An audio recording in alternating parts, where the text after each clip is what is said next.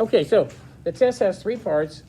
A small part are the scientists and the experiments, okay? So maybe there's around 10 questions on that. And then there'll be about 6 or 7 questions about the periodic table. For example, what halogen is in period 2? Everybody look at me. What halogen is in period 2? Okay, good. Now, when you did this, these are called groups or families. These are the columns, okay? But the periods go left to right. Now, you probably, if you haven't read that, that was in the book, and those are called periods. So here's period 1. Look, period 1 only has 2 elements in it, doesn't it? What about period 2? It has 8 elements, doesn't it? Okay, now, where are the halogens? These are called the alkali metals. These are the alkaline earth metals. What do you call this big block right here? Transition metals. What do you call these metals that come right after the element lanthanum? Everybody, please look at me, okay? I'm trying to help you, all right? What do you call the metals that come right after lanthanum? The lanthanides. What do you call the elements that come right after actinium? Actinides. What do you call the elements that don't like to react at all? Those are the noble gases. And what do you call that next group? It has chlorine, bromine, iodine, halogens. And that's why I had you do that, okay? I had you do it because I thought that was not a real hard part of the test. Yes? What's the name for like aluminum, gallium, indium? We don't actually have, there are no special names here. No special names, no special names. This is called the oxygen group, the nitrogen group, so no real special names. Oxygen group and nitrogen. Right, oxygen group, the nitrogen group. There you go. I need a note from you. I need a note while you're late. So go get a late note, okay? 'Cause I have no idea where you've been. Yes? Can you repeat the name of like the 2 columns at the bottom? Like what they're called, like land? This one? Yeah. Okay, now, see, 58 comes right after 57, and they're called the lanthanides because they actually act the same way that lanthanum does in chemistry, in a chemical reaction. And then down here, this guy, number 90, comes right after 89, and they're called the actinides that come right after actinium. Well, anyway, that's going to be a kind of a minor part of the test. And then the most thing we have in the test is what we've been working the most on. Remember, the world of mass, the world of charge, isotopes, ions, the grid game. Most of the test is that. Got that? So we'll review that. After we get done with the scientists, we can review that. Now, so far, yesterday, we said the Greeks, long time ago, they at least said, hey, what do you think everything's made of? And do you remember that? Did you remember writing this down? You're going to turn in to me. You can turn it in tomorrow, okay? Because you might as well keep it to study with it. What do you have? You know where you were? Do you know where? I thought class started at 25. Oh, okay. All right. Did you notice that nobody else was outside? Did you notice you were kind of by yourself? No, I saw people in the hallway. Oh, you did? That's weird. Okay. All right. Thanks. All right. And remember they thought there was only 4 things that made up all elements? Remember that? Did you write that down? Okay. What about Democritus? He's on there, isn't he? Now, the reason he's in the book and somebody else is not, he says, you know, if you split a piece of iron in half over and over and over and over and over, can you go to infinity and it's still iron? He said, no, I don't think so. I think there's a small little piece that's indivisible. And that word was atomos, and that's where we get the word atom, and that's why that guy's in there. How about alchemists? It wasn't a 10-year period of time. It was a 2,000-year period of time where these people were kind of playing around with matter. And some of them made money. Some of them discovered things. They discovered elements, discovered acids. They discovered how to make glassware. So alchemy, in a way, was the forerunner of the modern chemistry. We get to this guy here, way in the 1600s, and he says, you know what? We got to be more scientific about this. And he says, you know what? If you want to prove something in science, you got to do an experiment to prove it. And that's kind of started the start of kind of modern science. He also said, if you have something and you can break it down into something simpler, then you can't call it an element anymore. water used to be an element. And then they figured out how to break it down into hydrogen and oxygen. And now it's not an element, is it? Hydrogen, oxygen element, but not water. All right, what's the next scientist? You're supposed to look these up. What's the next scientist? And we talked about him yesterday. Now this is the 1700s. And Dalton already had a lot of people come before him, didn't he? And he said, I'm going to take all the ideas of everybody I know so far, and plus my own. And I'm going to come up with a theory about atoms. What would you call a theory about atoms? What would be a great name for the theory about atoms? The atomic theory. So if it said, see where it says Dalton's atomic theory. And remember how we did yesterday? I said all these we actually believe today, except number 2. Number 2, what did Dalton not know about? He saw all atoms of the same element are identical. And you know from this drawing right here, that's hydrogen, that's hydrogen, that's hydrogen. Are they identical? So what did he not know about? Isotopes. And he also didn't know about ions. But other than that, that's pretty good in the 1700s to come up with an idea of what atoms are, and we still believe it today. That's pretty good. Next scientist comes way over here, and here's what's a little bit confusing. Excuse me. Excuse me.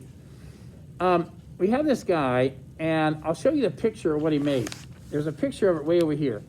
And this is called a cathode ray tube, and I don't know how he came up with this idea. He said, hey, I need somebody to make me something. I need you to make me a glass tube. And in the glass tube, I want you to put some metal, pieces of metal in them like that. And then I'm going to hook it up to the best battery. And back then, they didn't, before him, they didn't even have batteries, but now they have batteries, okay? So you now can hook up an electric charge onto this thing. And you might say to yourself, well, I don't understand. Well, why are you doing this? Why are you hooking this up to electricity? And he thought something would happen. And when he hooked it up, there was a stream of particles that started coming out. And he didn't know exactly what they were.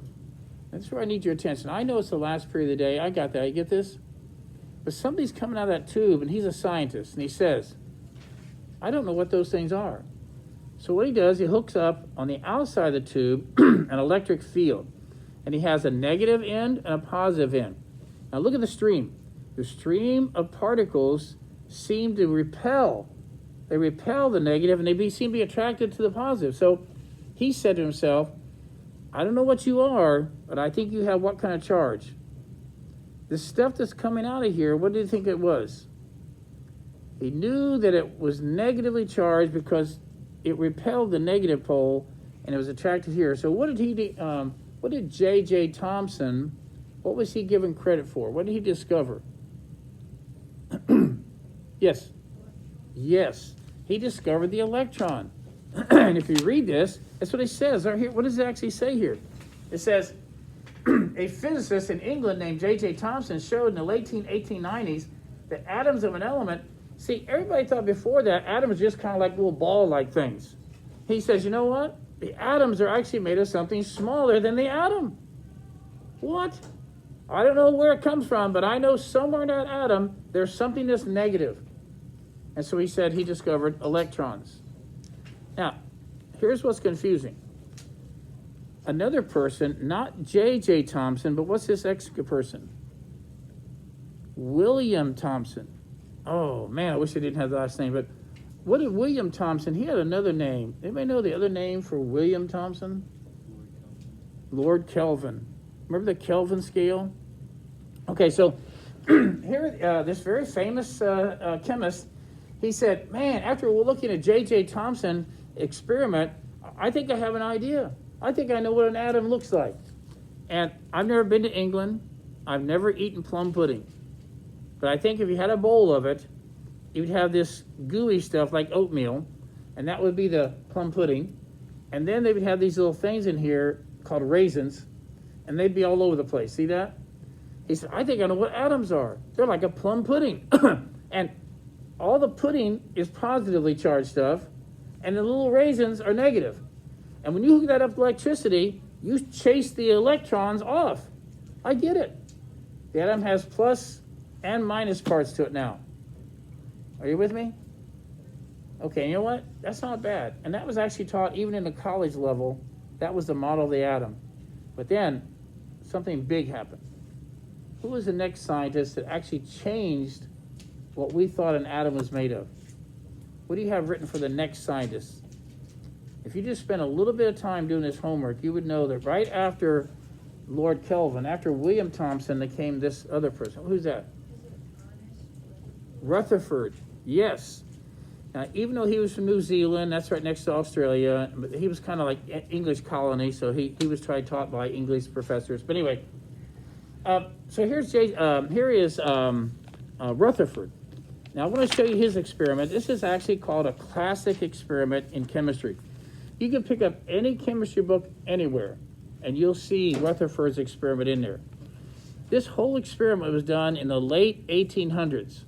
They didn't have computers, and the whole thing would fit right here. It would fit on my desk. So here's what he did. Some people before Rutherford, have you ever heard of Madame Curie? Marie Curie? You ever heard of Madame Curie? Okay, woman, scientist, 1890s, that was unusual. Woman, scientist, who wins a Nobel Prize, that was very unusual. Woman, scientist, 1890s, who wins 2 Nobel Prizes? Nobody's done that. That's unusual. So the Curies, and her husband is named Pierre, they had discovered some things with radioactive elements. Now, radioactive elements are elements who can be dangerous. The radioactive elements are giving off particles and are giving off energy waves, and they can hurt you.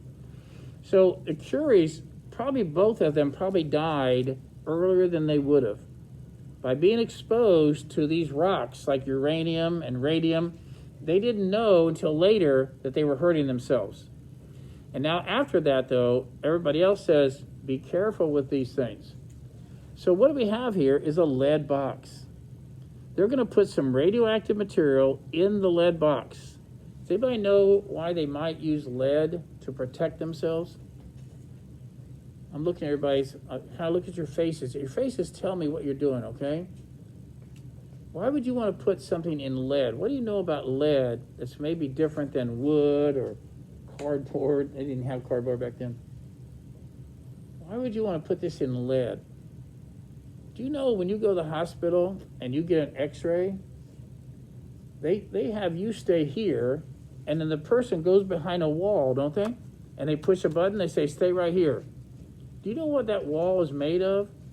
It looks nice on the outside. It's got an outside coating, looks nice. You know that wall is really, really heavy? It's made of lead. You know the door that goes to that room? It looks like wood on the outside. It's really heavy. It's got lead on the inside. Lead can stop a lot of radiation. So if you have radioactive materials, you can actually protect yourself with lead. Okay, so here we go. Rutherford, he puts this this radioactive material in here, and the radioactive material is giving off, they call them alpha particles. Now let me draw an alpha particle for you. The alpha particle is 2 protons and 2 neutrons. Now I'm just seeing how human you are right now. If you're human, you should be curious about this. Here's an element like uranium or radium. Here's an element that's giving off 2 protons and 2 neutrons all the time, all the time, all the time. What in the world happens to elements that throw away protons? Look on the periodic table. If you were uranium, okay, let's say you were uranium. Every uranium atom has 92 protons. What if you threw away 2 protons and 2 neutrons? Would you still be uranium? If you have 92 protons and you throw away 2, you turn into another element. We have elements that can turn into other elements when they give off radiation. Have you heard this before? Radioactive elements, the nucleus is not stable.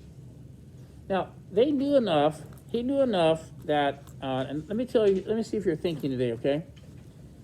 If an alpha particle has 2 protons and 2 neutrons, what charge would an alpha particle have?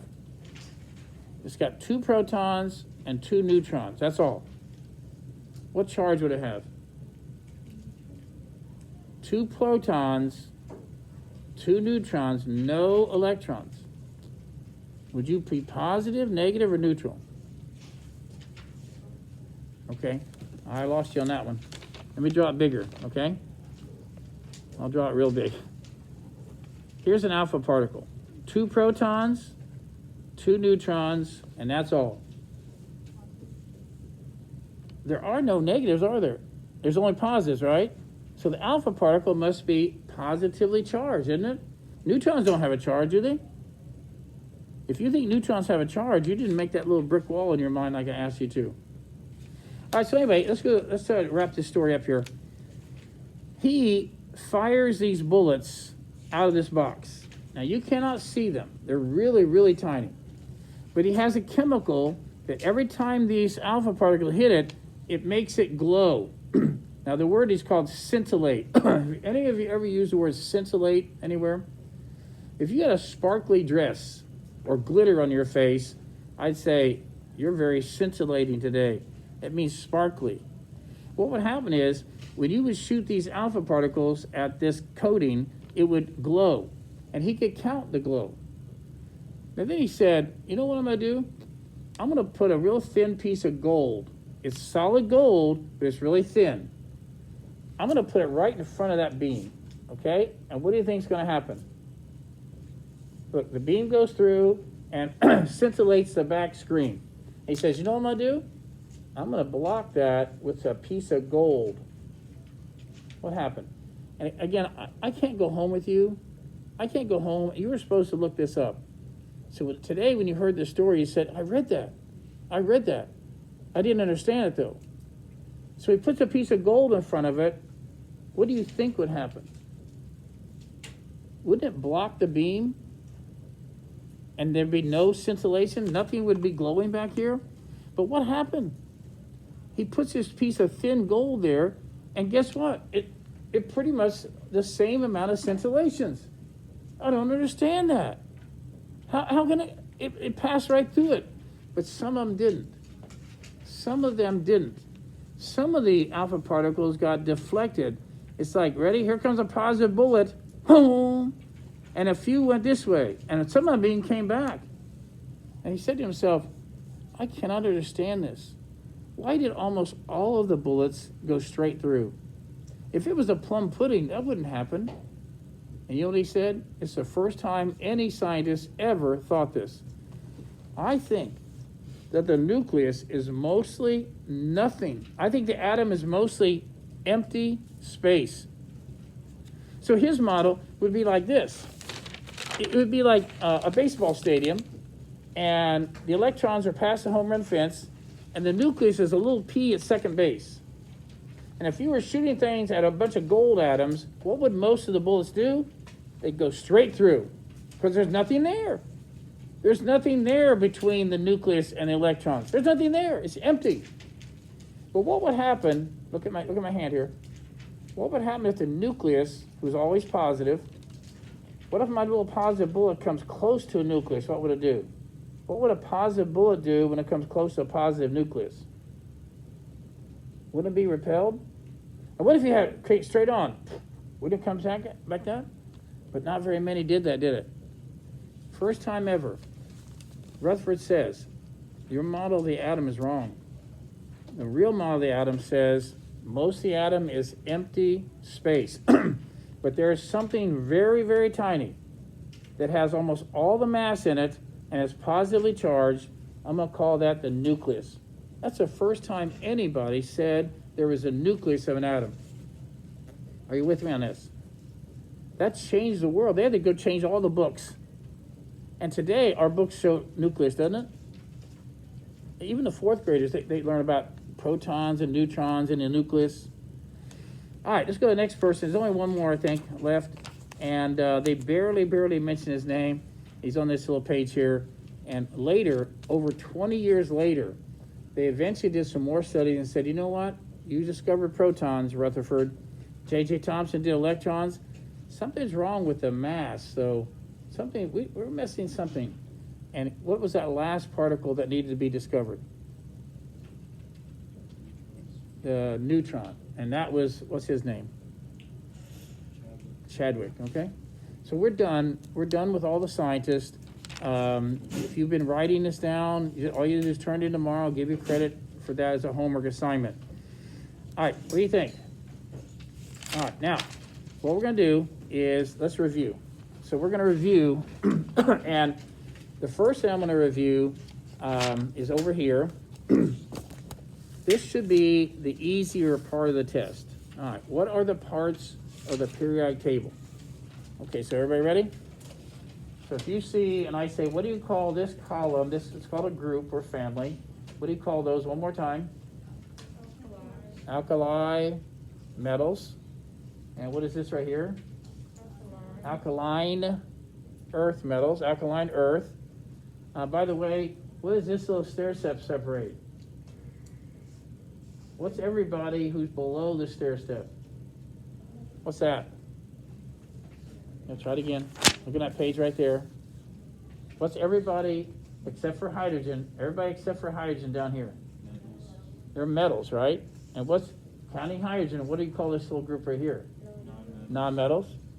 And not boron and not aluminum, but everybody else who's in contact with the stair step acts kind of like a metal, kind of like a non-metal. What do you call them?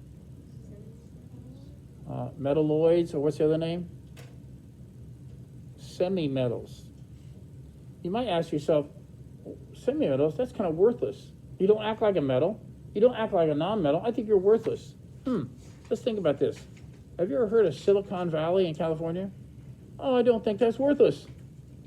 Probably the highest income per county is probably found there. What do they make there? What are you doing with silicon? Silicon's a semi-metal, and what are you going to make out of them? Semiconductors. What? What industry uses semiconductors? Oh, I'm looking at you again. What industry makes semiconductors? It's a $1 trillion business. It's around the whole world. Semiconductors are computer chips, aren't they? Oh, they use silicon to make computer chips. The good news, there's a lot of silicon on our planet. Got it? There's lots of it. So anyway, we know where the metals, non-metals, and semi-metals are, right? Let's go back now. You said these are the alkali metals. These are the alkaline earth. This little group right here, and you'll learn later, they can sometimes do this or that. They're always in transition. They're called the transition metals. These right here are called what? Lanthanides. How about here? Actinides. And what do you call the group that doesn't like to react? Noble gases. And these? The halogens. Okay. That should be the easy part of the test. You get it? Okay, now. Shoot. All right. Let's go back to the scientists, okay, real quickly. Let's do a quick. This should be the second easiest part of the test, and I'm going to spend most of my time on the bulk of the test. Okay, so we had the Greeks. They thought everything was made of how many elements? 4. Do you know what they are? Okay. Democritus said that if you cut something in half over and over and over, you're going to get to the point where you can't cut in half anymore, and it's indivisible, and that word is atomos. So that's how those were atom. Okay, next, alchemists for over 2,000 years, they were trying to change one kind of matter and another, and they ended up discovering elements. They discovered how to make acid. They discovered glassware. They did a lot of things in that 2,000-year period, right? And then that led to what? Modern chemistry. Boyle is kind of like where modern science started. You want to prove something in science, you better do an experiment. Okay, we'll do that. And by the way, here's what an element is. If you can break it down into something simpler, you're not an element. If you can't break it down to something simpler, you're an element. Okay, next, Dalton. He says the atomic theory. Remember the atomic theory? Okay, what's next? Who is the next person? All right, J.J. Thomson. Yeah, go ahead. Do we have to know them like in order? Like do we have to know their dates? No, I'm not asking dates. That's a good question. I'm doing them in order, but I'm not going to ask you dates. Okay. Remember, this is kind of a minor part of the chapter. It's not a major, but there might be 10 questions on this. Okay. Yes. Democritus, he wasn't a real scientist, but he thought if you took matter, like remember I had a piece of copper up here the other day? He said, cut it in half again, again. And he says, I think there's going to be a stopping point. You're going to get so small of a piece, you won't be able to cut it in half anymore. And he said, that's an indivisible piece, atomos. And that's how we got the word atom. Now, J.J. Thomson makes this neat equipment, and somebody else probably made it, I don't know. And he finds out that atoms, which are always neutral, look, I don't get shocked. Getting shocked? No. Neutrals are not charged. Atoms are not charged, they're neutral. But I can make something come out of an atom that seems to be negative. That means some part of the atom must be negative. And he called those electrons, didn't he? Then somebody, Thomson, came up, William Thomson, said, wow, I think I know what an atom is. And what did William Thomson say? Atoms are like a plum pudding, you know? And see all the pudding? All the pudding is plus.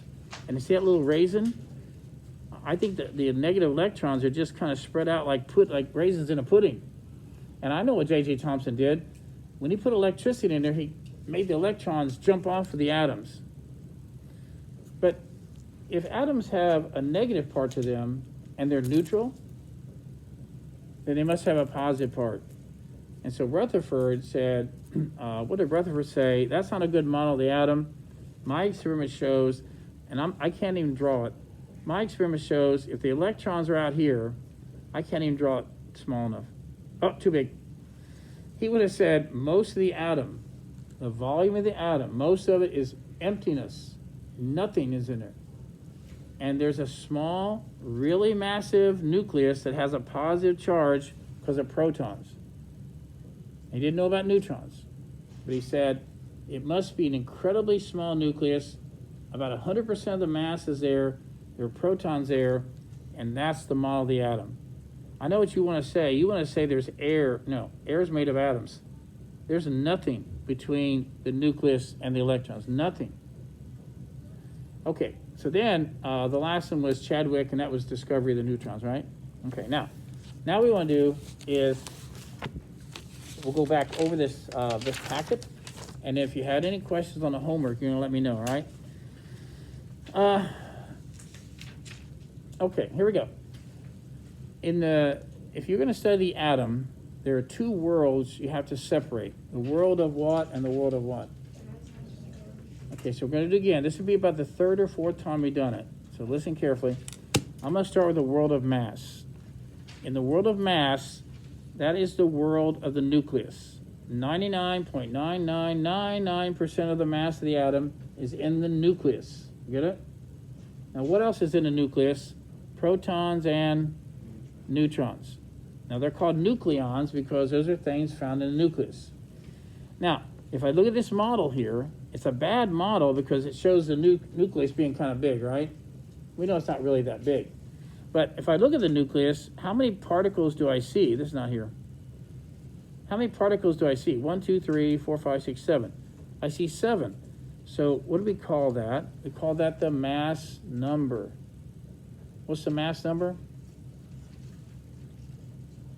Number of things in the nucleus. Now, if I were to write the symbol for this atom, what do you call the number of protons? Remember the grid game? The number of protons always equaled what? If you have 3 protons, you have to be what atomic number? Number 3. And if you are number 3, you have to be what element? Lithium. This has to be lithium because it has 3 protons, right? So I put the atomic number here, that's number of protons. And then what's the total number of things in the nucleus? 7. Now, I know you guys are smart enough to do this. If there are 7 things in the nucleus and 3 of them are protons, how many neutrons is this guy going to have? 7 things in the nucleus, 3 are protons, there must be 4 neutrons, right? Look at my model. That's right. 4 neutrons, right? Now, in the world of mass, this is the world of isotopes. Isotopes have to do with mass. What is the mass of this isotope? 7. What if your lithium had only this many neutrons? What if it only had 3 neutrons? What if it had 3 protons and 3 neutrons? What would its mass be? Everybody. If you had 3 protons and 3 neutrons, what would your mass be? 6. And I'd have to say lithium-6 isotope. Look, lithium-6 isotope, lithium-7 isotope. That's the world of the nucleus, isn't it? If we go to the next page, see these 3 atoms right here? They look different. They are different, sort of. This one has 1 proton, 1 proton, 1 proton. You must be hydrogen. You must be hydrogen. You must be hydrogen. What? They're all hydrogen. What's different about you? How much do you weigh? What's your mass? Don't look at the electrons in mass. I have a mass of 1 atomic mass unit. What's your mass? 2. And what's your mass? 3. What do you call atoms of the same element, but they have different masses? What do you call that? Isotopes of each other. You get that? Those are the 3 isotopes of hydrogen. I'm not going to have you memorize how many isotopes. I don't know. How many isotopes are there in manganese? I don't know. I'd look it up. I do know that hydrogen only has 3. Yes? Yeah, this anything that's on this packet is probably going to be on there. So the only isotopes that they gave special names to were these, weren't they? Remember the memory trick I tried to show you? What's a prototype? Here's a prototype plane. What's that mean? The first one, isn't it? The first one. They got to test that guy. Hey, if it works, we might make some more. But if the prototype doesn't work, we're not making another one. Okay. Everybody see that? I got to watch. This is my last class. I had to magnify this. Sorry. Okay. So anyway, and then how many people sing in a duet? That's deuterium. And my tricycle had 3 wheels, so I bet yours did too. Tri means 3. So this guy has a mass of 3. This has a mass of 2. This has a mass of 1. That's how you do that. Well, that's kind of the end of the world of mass for the 5th time. That's the 5th time we did it, probably. Now let's go back and cross over the brick wall. And what's the other world? World of charge. Now, who has charge in an atom? Protons and electrons. Okay, everybody got that? Let's look at our model. Protons have a +1 charge, proton positive, electron negative.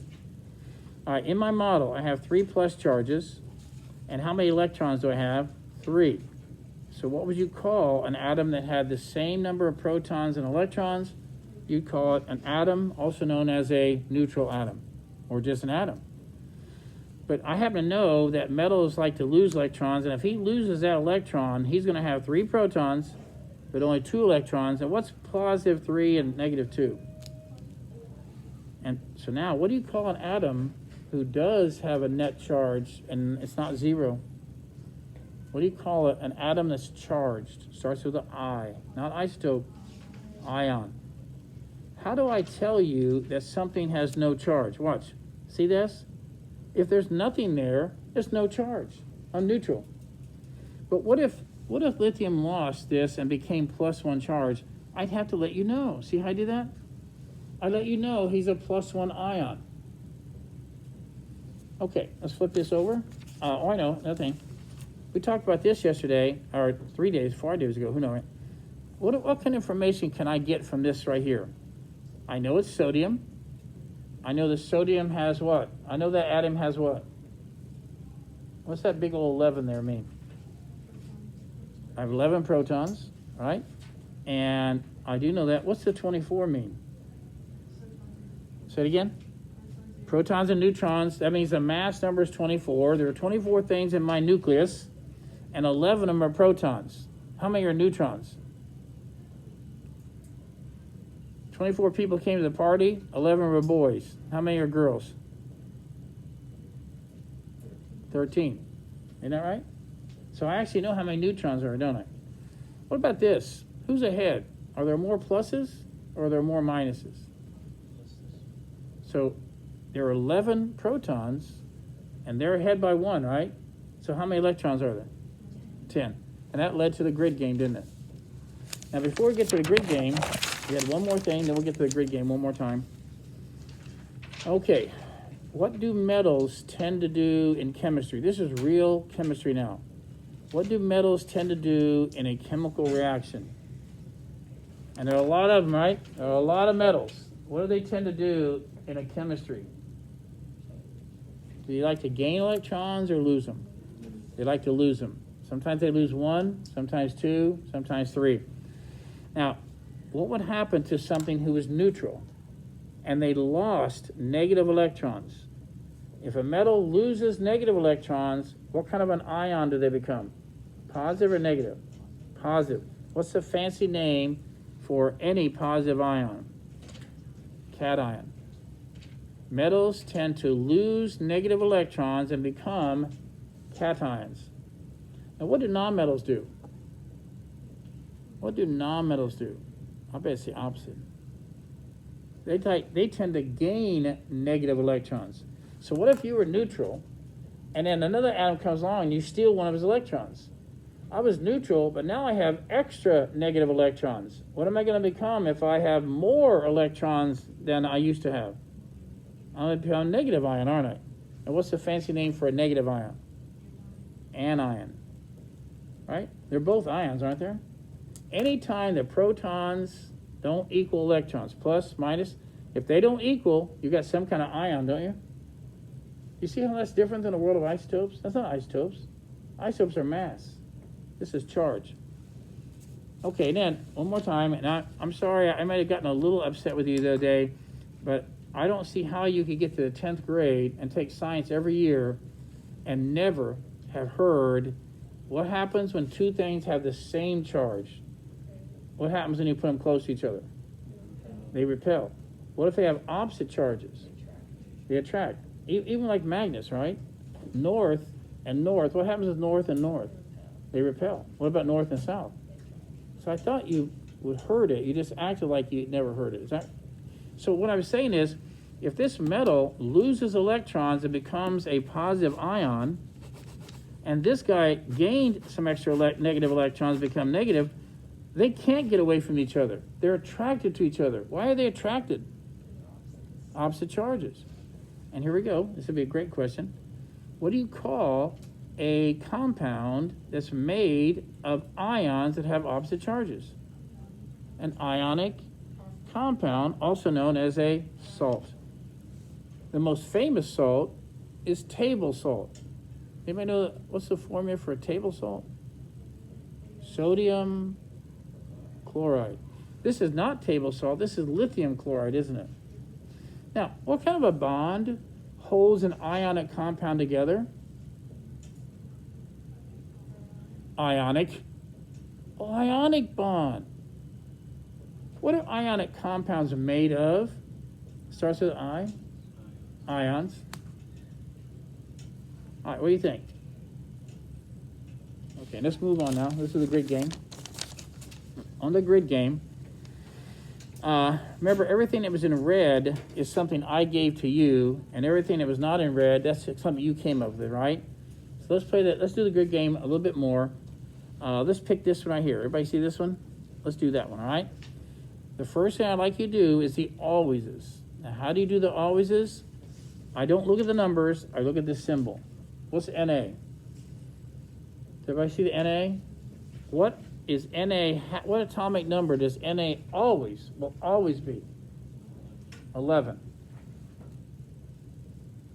But the atomic number is the number of protons. Isn't that right? And so the symbol, atomic number, and protons are called the alwayses. You can't be fooled by those. You can't. I could do all of these. If I had this test tomorrow, I could see, hey, here's hydrogen, 1, 1. Here's uranium, 92, 92. I could do the alwayses and not even finish the question. I'll come back and finish the question later. If I wanted to, I'll just do the alwayses first. And then what world do you want to get into next? And you can do either one. You want to do the world of mass? Let's do the world of mass. What do I know about the world of mass with this guy? Not all sodiums have a mass of 24. Does this one have a mass of 24? So the mass number is what? But where do you get the mass number? Mass number is what? Things in the nucleus And the things in nucleus have to add up to 24, and you know you had 11 protons, so how many neutrons would you have? So what's 11 plus 13? You better add up to 24. Now I'm done with the world of mass. One more world. World of charge. Uh-oh, I got myself an ion here, don't I? Who's ahead? The pluses are ahead by 1. And how many pluses did you have? 11, and they're ahead by 1. So you must have 10 electrons. Yes? Okay, let's do a hard one. 1 proton. How do you play the grid game with 1 proton? That's all you get. Well, 1 proton, I'll put a 1 here. 1 proton's right here.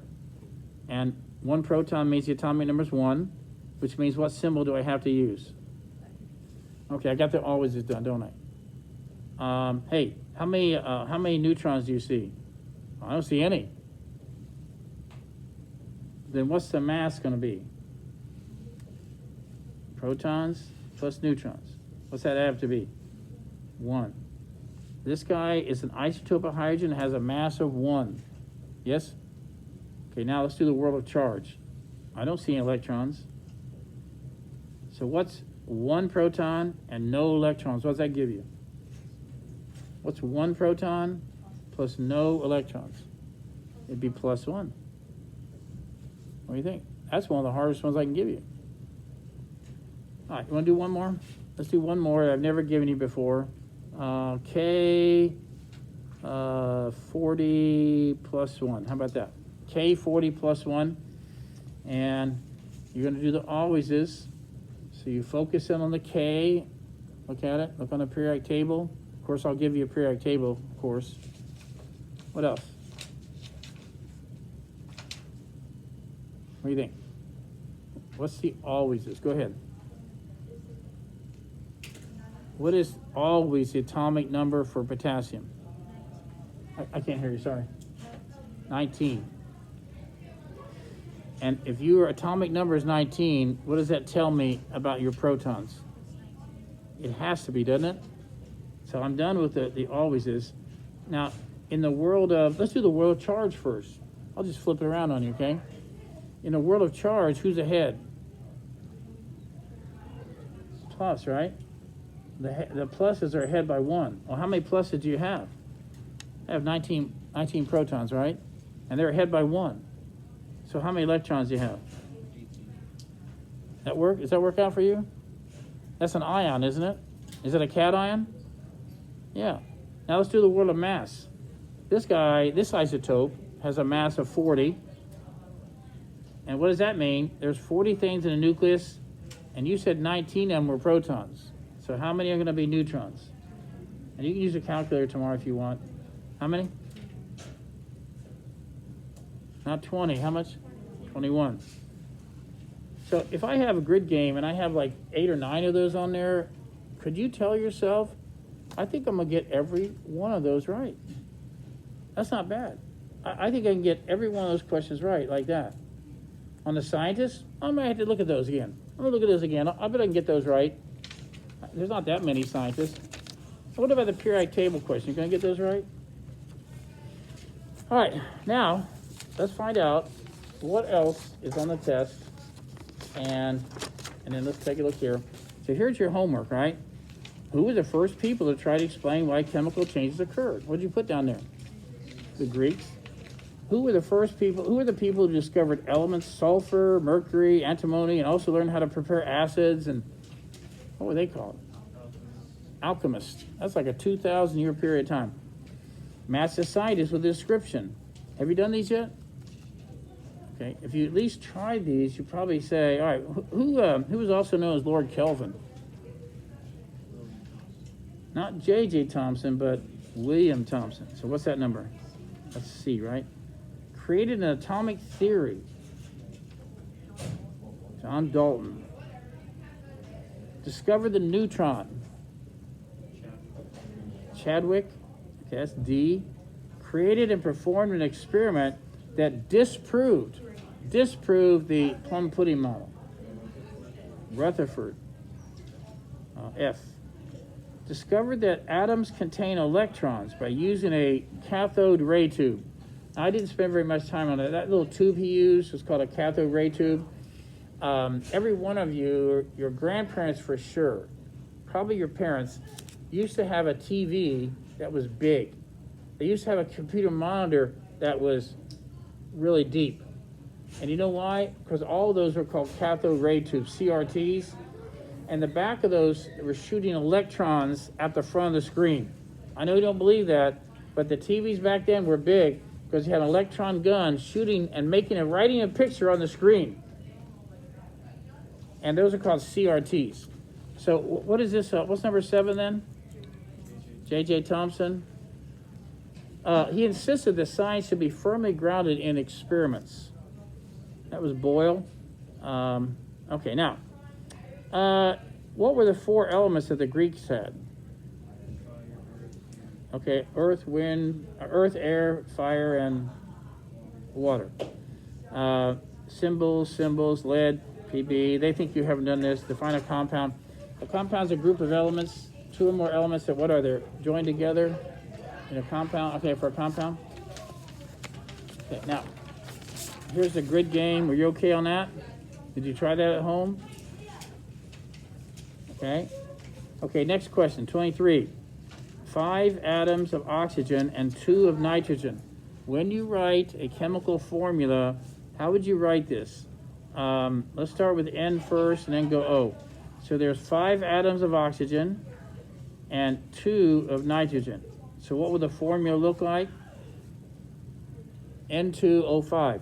When you were in biology class, what did it mean when they said this in biology class? C6H12O6. What in the world were they talking about? That was glucose, wasn't it? But what did it mean when he wrote that? It meant there were 6 atoms of carbon in this compound, and what? What else? 12 atoms of hydrogen, and that's what it meant. So the subscripts on this corner tell you, and what does H2O mean? It's not H2O, it's H2O1, isn't it? There are 2 H's and 1 O. All right, hang on just a minute, okay? Hang on just a minute. Okay. This, I'm hoping, all right, let me think about this. Okay. All right. Well, anyway, this part of the homework is a little bit harder. Not this, that's pretty easy. But this right here is one of the harder questions. All right, we're going to do one more question, then I'll let you leave, okay? Are these 2 atoms isotopes of each other? Okay, so everybody sit down just for a second, okay? Now, first of all, if they're isotopes of the same element, they have to have the same number of what? Okay, I lost you on that. When I see 17 protons, where am I at?